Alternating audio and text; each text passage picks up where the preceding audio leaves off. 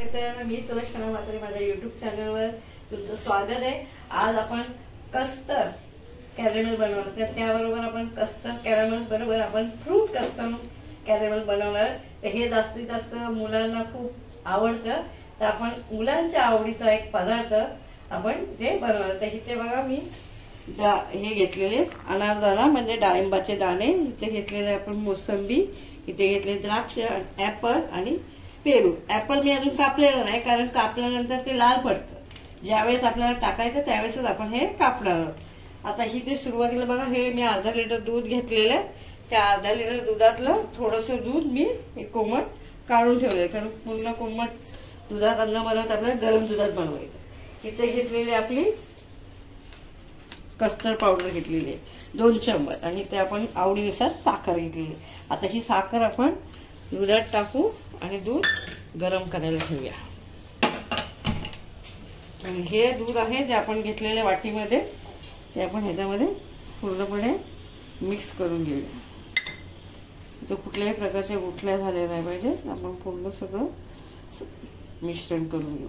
तर पावडर मस्त मिक्स झाले आणि इकडे दूध सुद्धा आपलं गरम झालेलं आहे। गॅस आम्ही बंद केलेला आहे आणि याच्यामध्येच आपण हे आता कस्टर्ड मिक्स केलेलं आहे ते पूर्ण आपण टाकून देऊ।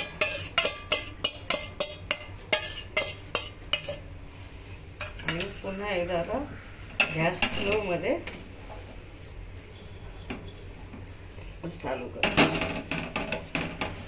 2 मिनिटांमध्ये बघा ह्याचा कस्टर्ड एकदम घट्ट व्हायला लागला। गुठल्या होऊन नाही द्यायचे, पूर्णपणे असं हलवत राहायचं। बघा दुधात पूर्ण मिक्स झालं आणि असं त्याला घट्टपणा आलेला आहे।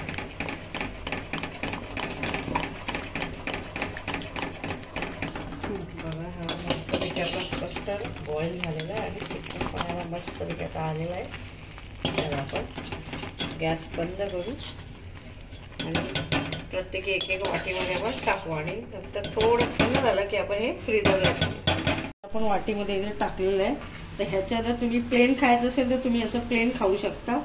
तर इथे आपण सगळे फ्रूट जे कापलेले तुम्हाला दाखवले ते असे वर टाकून फ्रूट सॅलड, जसं आपण म्हणतो फ्रूट कॅरेमेल बनवलेलं आहे, कस्टर्ड कॅरेमेल। तर हे आपण या प्रकारे खाऊ शकता। प्लेन खायचं असेल तर प्लेन सुद्धा खाऊ शकता। तर हा व्हिडिओ तुम्हाला कसा वाटला मला कमेंटमध्ये नक्की सांगा। व्हिडिओला लाईक, शेअर आणि सबस्क्राईब करायला विसरू नका। पुन्हा भेटू नवीन रेसिपी बरोबर। Ta ta, bye bye.